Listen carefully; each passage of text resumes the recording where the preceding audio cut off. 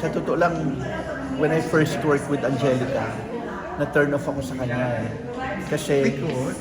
yun yung time na sabi niya nga, maldita pa siya. Kasi, nag-shoot siya sa akin ng isang episode for Malaala na pag nagpa-blocking ako, na inaantok.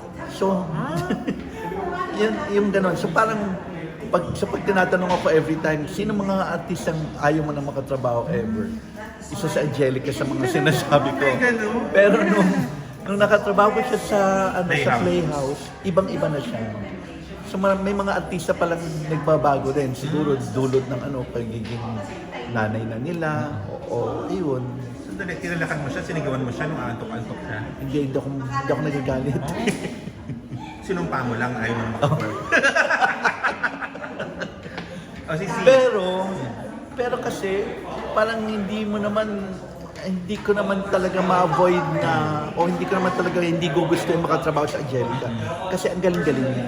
Correct. Actually, sa generation niya, isa siya sa pinakamagaling. Along with si Jodie, ayan, yung dalawang yun.